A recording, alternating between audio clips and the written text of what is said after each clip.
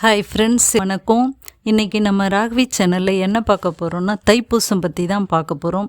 அதுக்கு முன்னாடி புதுசாக பார்க்குறவங்க ப்ளீஸ் சப்ஸ்கிரைப் பண்ணுங்கள், லைக் பண்ணுங்கள், ஷேர் பண்ணுங்கள். தைப்பூச திருநாள் அன்று முருகப்பெருமானை நினைத்து விரதமிருந்து வழிபடும் பொழுது நம்முடைய இன்னல்கள் அனைத்தும் நீங்கி எல்லா நன்மைகளும் கண்டிப்பாக கிடைக்கும்.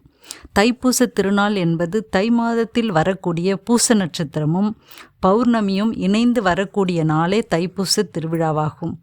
இந்த தைப்பூசத்தில் விரதம் இருப்பதை 2 வகையாக பிரிப்பர். முதல் வகை 48 நாட்கள் விரதம் இருப்பர். 2ஆம் வகையினர் 21 நாட்கள் விரதம் இருப்பர்.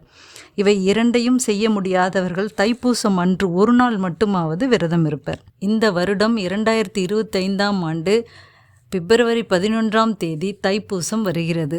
அன்று காலையில் எழுந்து நீராடிய பின்பு கோவிலுக்கு சென்று முருகப்பெருமானை தரிசித்து விரதத்தை தொடங்கலாம். அல்லது வீட்டிலேயே முருகப்பெருமானின் படத்தை சுத்தப்படுத்தி சந்தன குங்குமமிட்டு பூ சாற்றி தீபம் ஏற்றி பால் பாயசம் அல்லது சர்க்கரை பொங்கல் செய்து நிவேதனம் வைத்து விநாயகரையும் குலதெய்வத்தையும் நினைத்து வழிபாடு செய்யலாம். அன்று வேல் வைத்து வழிபாடு செய்வது சிறந்த பலனை தரும். 48 நாட்கள் விரதம் இருப்பவர்கள் டிசம்பர் 25ஆம் தேதியே தொடங்கியிருப்பர். 21 நாட்கள் விரதம் இருப்பவர்கள் இந்த வருடம் 2025 ஜனவரி 22ஆம் தேதி தொடங்கலாம்.